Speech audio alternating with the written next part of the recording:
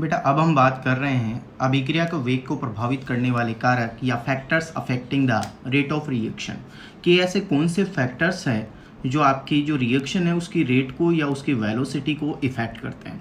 तो इसमें फर्स्ट जो फैक्टर है बेटा वो है कंसंट्रेशन ऑफ रिएक्टेंट्स। इसे बेटा रेट लो भी कहते हैं, जो अभी हम आगे जाके आपको डिफाइन करेंगे। तो बेटा ये इफेक्ट क्या होता है, मान लीजिए आपके पास कोई आर रिएक्टेंट है और ये पी प्रोडक्ट में कन्वर्ट हो रहा है। तो बेटा एक चीज़ आप हमेशा ध्यान रखना, 11th क्लास में भी आपने एक रूल पढ़ा हुआ है जिसमें हमें ये बताया हुआ है the concentration is the rate of reaction is always depends upon the concentration of reactants. इसका मतलब ये है कि बेटा जिन रिएक्टेंट्स की कंसंट्रेशन जितनी ज़्यादा होगी आपका रेट ऑफ रिएक्शन उतना ही ज़्यादा होगा। या मैं बात करूं तो इसे हम ऐसे भी लिख सकते हैं कि sir rate of reaction is always proportional to the concentration of reactants. तो बेटा इससे ये पता चलता है कि अगर आपने रिएक्टेंट्स की कॉन्सेंट्रेशन ज़्यादा ले ली तो आपका रेट भी क्या हो जाएगा, प्रोपोर्शनल हो जाएगा और वो इंक्रीज हो जाएगा, बढ़ जाएगा। ठीक है, इसे बेटा हम ऐसे भी समझ सकते हैं कि मान लीजिए मेरे पास कोई रिएक्टेंट है ए और बी और ये कन्वर्ट हो रहे हैं बेटा पी प्रोडक्ट में। तो अगर इनके लिए मैं रेट लॉ अप्लाई करूं तो rate of reaction is proportional to the concentration of A. Concentration को बेटा इस ब्रैकेट से लिखते हैं और कॉन्सेंट्रेशन ऑफ बी, या मैं इसको आर भी लिख सकता हूं। तो R is proportional to the concentration of A and concentration of the B. जैसे ही बेटा मैं प्रोपोर्शनल का साइन हटाता हूं, इसको मैं बेटा ऐसे भी लिख सकता हूं, minus D R upon D T equals to K concentration of A और कॉन्सेंट्रेशन बी। ठीक है बेटा, तो यहां हो गया, ये आपका क्या हो गया, रेट ऑफ रिएक्शन, अभिक्रिया का वेग हो गया। ये आपका, इसे बेटा हम बोलते हैं रेट कांस्टेंट। क्या बोलते हैं बेटा, रेट कांस्टेंट। ये है आपका रेट कांस्टेंट, वेग नियतांक, या इसी को आप स्पेसिफिक रेट ऑफ रिएक्शन भी बोल सकते हैं। और ये आपके क्या आ गए, रिएक्टेंट्स आ गए। इसे बेटा हम आगे ऑर्डर में भी डिफाइन करेंगे। तो ये आपका हो गया बेटा रेट एक्सप्रेशन भी कह सकते हैं। ठीक है बेटा, यहाँ तक कोई दिक्कत? ठीक है, तो rate of reaction is always proportional to the concentration of reactant. ये बेटा बहुत ज़्यादा इंपॉर्टेंट है कि यहाँ पर रेट कांस्टेंट होता है। और एक चीज़ हमेशा ध्यान रखना कि सिर्फ एक ही चीज़ पर डिपेंड करता है, ये मैंने पीछे भी डिस्कस किया हुआ है, और उसे हम क्या कहते हैं बेटा, टेम्परेचर। अब जो बेटा हमारा दूसरा फैक्टर है वो है इफेक्ट ऑफ टेम्परेचर, कि किसी भी रेट ऑफ रिएक्शन पर टेम्परेचर का क्या इफेक्ट होता है।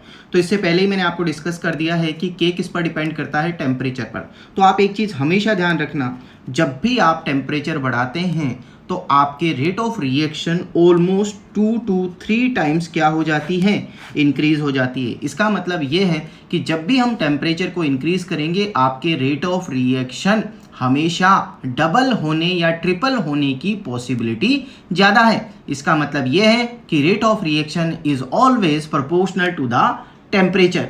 बेटा इसका रीज़न ये भी है कि जब भी हम टेम्परेचर इंक्रीज करते हैं तो जो रिएक्टेंट मॉलिक्यूल्स है उनकी काइनेटिक एनर्जी यानी गतिज ऊर्जा क्या हो जाती है, इंक्रीज हो जाती है। और काइनेटिक एनर्जी इंक्रीज होने की वजह से उनमें कॉलिजन ज़्यादा होता है, वो रिएक्शन ज़्यादा करते हैं, जिससे रेट ऑफ रिएक्शन क्या हो जाता है बेटा, इंक्रीज हो जाता है। इसको भी बेटा हम आगे डिस्कस करेंगे डिटेल में। इसके बाद में बेटा अगर हम बात करें कि sir what is the effect of the surface area of reactant, यानी रिएक्टेंट के पृष्ठीय क्षेत्रफल का अभिक्रिया के वेग पर क्या प्रभाव पड़ता है, तो हमेशा ध्यान रखना बेटा, जब भी आप सरफेस एरिया इंक्रीज करेंगे रिएक्शन हमेशा ही क्या हो जाती है, इंक्रीज हो जाती है, रेट हमेशा क्या हो जाती है, इंक्रीज हो जाती है। तो rate of reaction is always proportional to the surface area. ये भी बेटा हम पीछे डिस्कस कर चुके हैं, याद करो मैंने सॉल्यूशन में आपको एक एग्जांपल दिया था, चीनी, मिश्री और बूरा। तो उसमें मैंने बताया था कि जो चीनी है उसका सरफेस एरिया ज़्यादा है किससे, मिश्री से, और बूरा या powder form of the sugar उसका सरफेस एरिया ज़्यादा है किससे, शुगर से।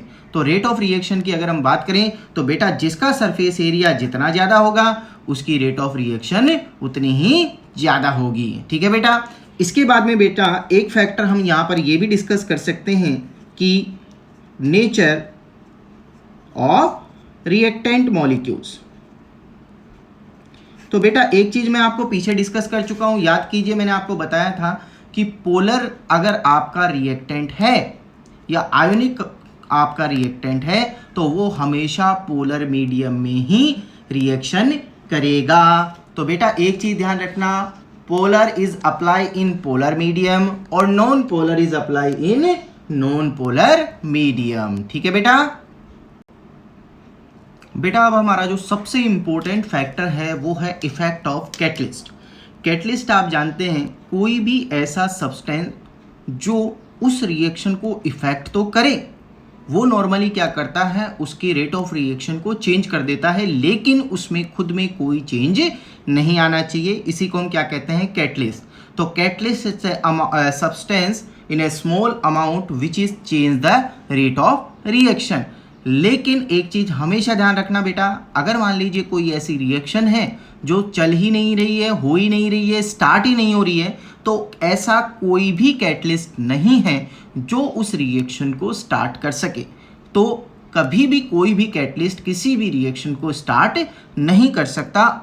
अगर मान लीजिए आपकी रिएक्शन पहले से ही हो रही है या स्लो हो रही है तो उसे वो फास्ट कर सकता है। तो बेटा कैटलिस्ट का क्या रोल होता है, कैसे क्या काम करता है, तो बेटा इसे हम यहीं पर डिटेल में डिस्कस कर रहे हैं। तो बेटा इसे मैं एक कर्व से डिफाइन कर रहा हूँ, आप थोड़ा सा इसे ध्यान से देखिए। जैसे मान लीजिए ये मैंने एक कर्व बना रहा हूँ और इसको मैं डिफाइन कर रहा हूँ। इस एक्सिस पर मैंने बेटा एनर्जी ले ली है और यहाँ पर है आपका पाथ ऑफ रिएक्शन। तो बेटा देखिए, मान लीजिए इस तरीके का ये जो कर्व है इसको मैं डिफाइन कर रहा हूँ, आप ध्यान से देखिए। मान लीजिए मेरे यहाँ पर रिएक्टेंट्स हैं। अब रिएक्टेंट्स और यहाँ पर जाके मेरे क्या फॉर्म हो रहे हैं बेटा, प्रोडक्ट्स। तो बेटा रिएक्टेंट्स के पास कम से कम इतनी एनर्जी होनी चाहिए कि वो इस बैरियर को पार कर सके। रिएक्टेंट्स यहाँ होते हैं, ये इस तरीके से रिएक्शन करते हैं और प्रोडक्ट में कन्वर्ट होते हैं। तो बेटा इस एनर्जी के अमाउंट को हम एक नाम दे रहे हैं बेटा, इसे भी हम आगे डिस्कस करेंगे, डिटेल में समझाएंगे आपको। अभी मैं यहाँ छोटा सा ये बता रहा हूँ कि इसे हम कहते हैं बेटा एक्टिवेशन एनर्जी ऑफ रिएक्शन। तो रिएक्टेंट्स मॉलिक्यूल्स के पास कम से कम इतनी एनर्जी होनी जरूरी है या होनी चाहिए ताकि वो इस बैरियर को पार कर सके। तो अब अगर मान लीजिए मेरे रिएक्टेंट मॉलिक्यूल्स, यहाँ से मैंने 10 रिएक्टेंट मॉलिक्यूल लिए हैं और ये 10 रिएक्टेंट मॉलिक्यूल यहाँ तक पहुँचकर प्रोडक्ट में कन्वर्ट होंगे। याद कीजिए मैंने आपको एक कर्व बताया हुआ है पीछे इस तरीके का और इस तरीके का रिएक्टेंट वाला कर्व। तो आप हमेशा ध्यान रखना बेटा, ये जो लाइन है कभी भी इस लाइन को टच नहीं करेगी, क्योंकि अगर ये रिएक्टेंट की लाइन ने इसे टच कर लिया तो इसका मतलब ये हो गया कि रिएक्शन पूरी हो चुकी है, रिएक्टेंट पूरा खत्म हो चुका है। तो बेटा ये इसको कभी भी इस लाइन को टच नहीं करता है। क्यों नहीं करता है, क्योंकि बेटा कभी भी कोई भी रिएक्शन में रिएक्टेंट 100% कंज्यूम नहीं हो सकते, रिएक्टेंट 100% खत्म नहीं हो सकते। तो ये लाइन बेटा कभी भी इसको टच नहीं करेगी। अब सर ऐसा क्यों नहीं होता है, तो वापस आइए यहाँ पर मेरे बेटा 10 रिएक्टेंट मॉलिक्यूल मैंने यहाँ से लिए। अब बेटा उन्होंने रिएक्शन स्टार्ट की, रिएक्शन करना स्टार्ट की, लेकिन मान लीजिए यहाँ तक पहुँचते पहुँचते मेरे पास सिर्फ 8 मॉलिक्यूल्स ही बचे हैं। 2 मॉलिक्यूल्स के पास इतनी एनर्जी नहीं थी कि वो इस बैरियर को पार कर सके। तो बेटा अब मेरे सिर्फ 8 मॉलिक्यूल्स ही किस में कन्वर्ट होंगे, प्रोडक्ट में कन्वर्ट होंगे। तो बेटा लिए तो मैंने 10 थे, लेकिन प्रोडक्ट में कितने कन्वर्ट हुए, 8 ही कन्वर्ट हुए। तो बेटा ये कर्व कभी भी इस लाइन को टच नहीं करेगा। आ गई बात समझ में। अब मान लीजिए मेरा रिएक्टेंट मॉलिक्यूल 8 ही पहुंच रहे हैं वहाँ। अब कैटलिस्ट का क्या रोल होता है, वापस समझिए। रिएक्टेंट मॉलिक्यूल्स के पास इतनी एनर्जी होनी चाहिए। अब कैटलिस्ट क्या कहता है उनको, कैटलिस्ट ऐसे कहता है बेटा, तो बेटा कैटलिस्ट क्या करता है, कैटलिस्ट उन रिएक्टेंट मॉलिक्यूल्स को कहता है कि भैया तुम इधर से जा रहे हो, तुम्हें इतनी एनर्जी लग रही है तो तुम इधर से क्यों जा रहे हो, मैं तुम्हें एक छोटे पास से लेकर चलता हूँ। तो वो एक लो एक्टिवेशन एनर्जी का नया पाथ क्रिएट कर देता है। तो ये बन गया हमारा ये डैश। इसकी एक्टिवेशन एनर्जी क्या हो गई, कम हो गई। तो बेटा अब मान लीजिए यहाँ तक मेरे 9 मॉलिक्यूल्स पहुँच रहे हैं, तो यहाँ तक अब आपके रेट ऑफ रिएक्शन क्या हो जाएगा, इंक्रीज हो जाएगा। क्यों इंक्रीज हो जाएगा? क्योंकि एक्टिवेशन एनर्जी यहाँ क्या हो गई है? कम। तो क्या मैं बेटा यहाँ पर ये भी कह सकता हूँ कि rate of reaction inversely proportional to the activation energy. अगर मान लीजिए ये एक्टिवेशन एनर्जी का कर्व और नीचे होगा तो रेट ऑफ रिएक्शन क्या होगा? और इंक्रीज हो जाएगा। कैटलिस्ट क्या करता है बेटा? लो एक्टिवेशन एनर्जी का एक नया पाथ क्रिएट करता है जिससे रेट ऑफ रिएक्शन क्या हो जाती है? इंक्रीज हो जाती है। आ गया बेटा समझ में? कैटलिस्ट का इफेक्ट समझ में आ गया? यहाँ तक बेटा हमने ये सारा मैटर क्लियर कर लिया है। एक फैक्टर और दिया जाता है बेटा, इफेक्ट ऑफ रेडिएशन। तो इफेक्ट ऑफ रेडिएशन बेटा हर रिएक्शन पर नहीं लगता है, ये फोटो सेंसिटिव रिएक्शन जो होती हैं उन्हीं पर अप्लाई होता है। जैसे H2 + Cl2 goes to 2HCl, इस तरह की जो रिएक्शंस होती है जिनमें फ्री रेडिकल्स फॉर्म होते हैं, तो अगर मान लीजिए उनमें आपने रेडिएशन का इफेक्ट लगा दिया तो भी रेट ऑफ रिएक्शन क्या हो जाएगा बेटा? इंक्रीज हो जाएगा। तो ये हो गए बेटा आपके factors of rate of reaction. ठीक है बेटा।